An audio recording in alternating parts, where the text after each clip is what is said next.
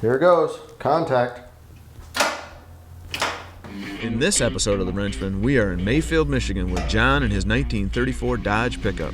After some engine trouble and a few unfortunate life events, the truck has sat for years. It's time to get this hot rodder back on the road.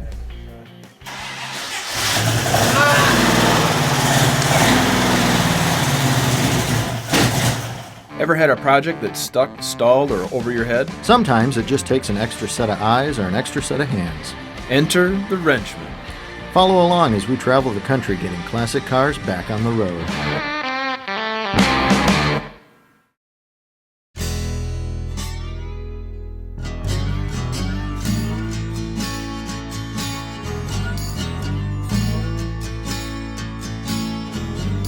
Things started sounding bad. I pulled over to the side of the road, looked under the engine bay, and there was oil everywhere. Of course, the initial thought process then is check the oil and see. I fully expected to see nothing on the dipstick.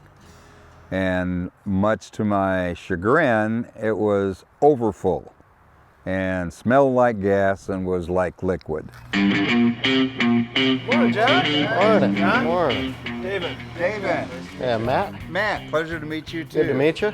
What do you got hiding over there? I have got an awesome 34 Dodge pickup that I can't wait for you guys to tear into and make it on the road again. Well, excellent. Let's do that.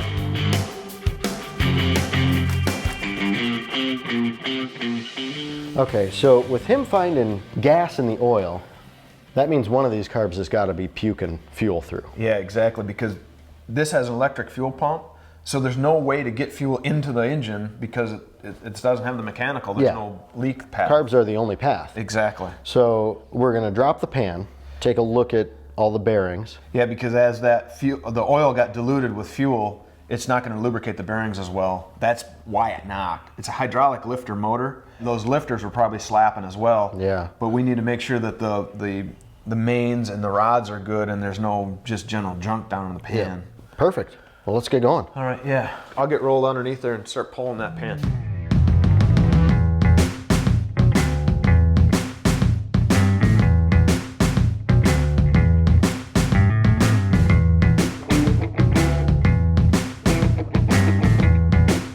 All right, so since I can't drop this pan, I'm gonna wipe a rag in the bottom of it and see if there's anything in the bottom. There's nothing picked up on the magnet. So there's nothing shiny. Yeah, one or two flakes, but that would be normal anyway. I really think we're in good shape. We'll do a last check. For part of that last check, we'll pull that oil filter, cut it apart, see if there's anything in there that tells us differently that we can't, just visually inspect, basically.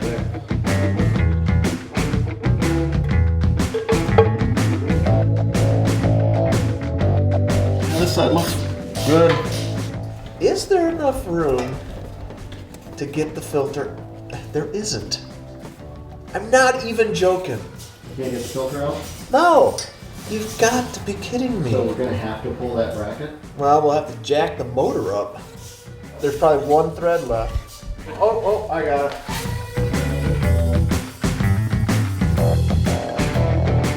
So there's some stuff, but not full. So there might be somewhere on the main bearings and the rod bearings, but I don't see anything enough to be alarmed. It definitely had a lot of gas going through it though, because this thing stinks. Matt, I'm still comfortable with leaving those bearings in it. Let's get a fresh oil filter on it and go to that battery, get a new battery in it so we can turn it over. Then we'll put oil in it and prime it. We want to prime it so we can push any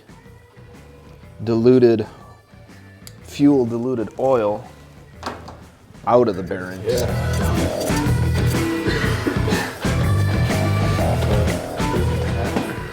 One more thing down.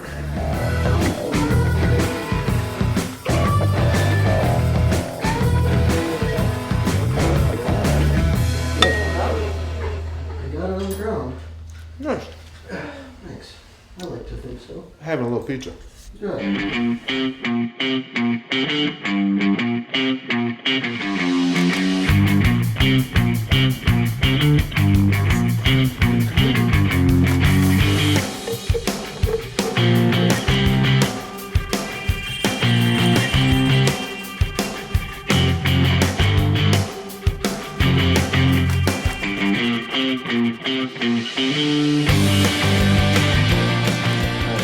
So this carburetor is anchored with the gaskets are stuck. So I'm gonna take the end of this wooden hammer and just basically pop it up off of there. I can't think of any reason why we can't put oil in it. We should be able to fill it up, prime it, and then basically start putting carburetors and distributor back into it and get that much closer to firing the car up. So just like with the GTO we did for Chris, we're gonna do this Pennzoil GT Performance 25W50. It's got extra zinc in it, and that's the stuff that protects your older engines, and it's what they used to run, what we're gonna run now. You want me to tell you pressure? Yeah, tell me if we're getting some.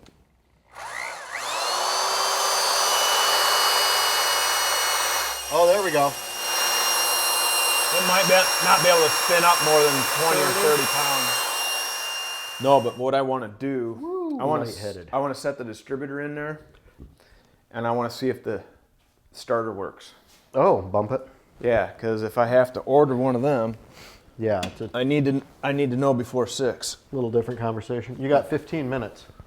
Before 6? Yeah. So we got to hustle. Here it goes. Contact.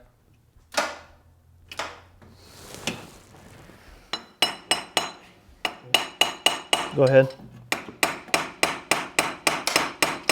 Solenoid fires, but the motor's not moving.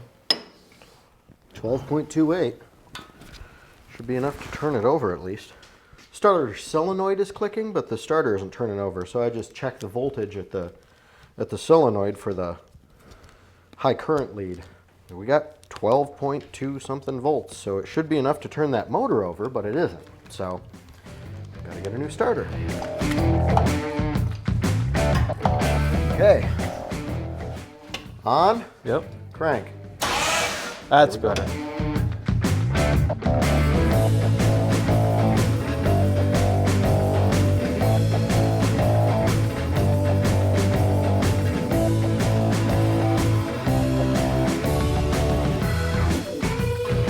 That's it. Day one's done. Now, I promised you at the end of the day we'd be driving it, and obviously And I didn't believe we're you not. from the first I second know. you said it. Optimism is I know bad. better. I've been on these things before. But we got a big portion of that checklist done. We did, and we even added a few things. We did. That's true. So tomorrow morning, new fuel pump, Brand new fuel pump. and we already got the starter in. Start. It That was comes bad. over. Great. Tomorrow. We'll be driving. Driving tomorrow. That's right. Cool. John will be happy. Let's hope so. let's pick some stuff up and go home.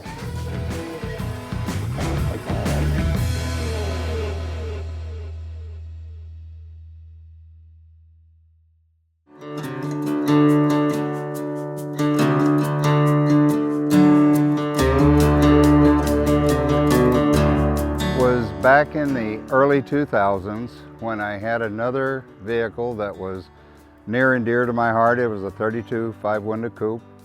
I never was ever going to sell it. I ended up selling it to a gentleman that wanted it very badly, and he gave me a premium price for it.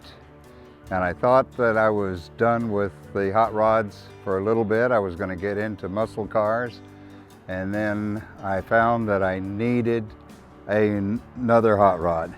Was looking aggressively to find something different and unique, and ended up seeing an advertisement in Good Guys Gazette in the classifieds for this beautiful 34 Dodge pickup. This morning, I got to wrap up these carburetors. Now, the problem I'm going to have is that the steel line is not mating up with the fittings I got for those carburetors. So I may have to do a little adaptation there. Yeah. Well, the problem I had yesterday is fixed, because we have the exact same fuel pump, but a functional version. I'll work on that stuff. You work on this stuff. I'll tidy this up. And when both of us are done, maybe we'll fire this thing up and go for a drive. I like that idea. Sounds right. good.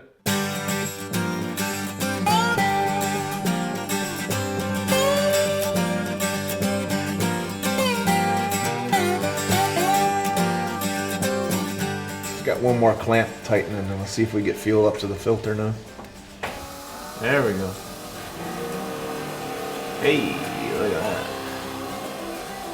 I am gonna have to, I gotta do a little adaptation here.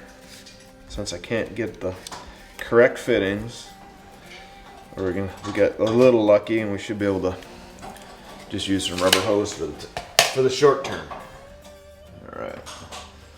So that'll get us connection to these.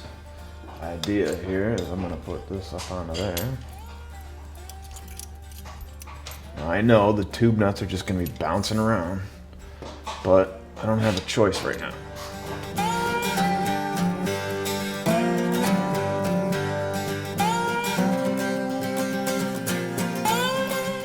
All right, Here goes. see what this one looks like.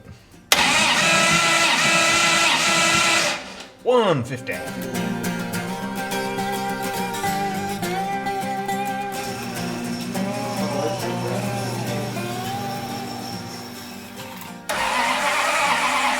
Well, Thought I heard something. Ready? Yeah, give it a try.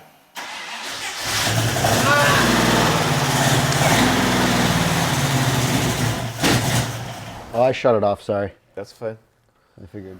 That's better. At least we got smoke. We got smoke, we got fire.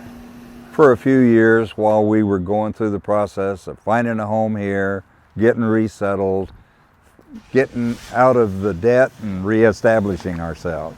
10 months after that, my wife became ill. We thought it was pneumonia.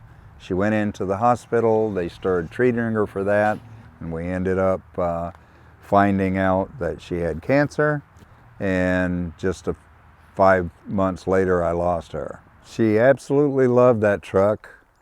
That's another part of it that was a great deal of fondness with me that hurt a great deal in the beginning, but now it's, you know, it's like, I guess they say time heals all wounds, and that wound of losing her, now I can kind of look at the truck and remember the fond memories, and now it's fun and exciting for me again. It's like almost like the first week I got that truck is coming back to me now. There's one last thing to do though. Well, that's true. Let's go enjoy. Take it for a spin. What I've been waiting All for. right.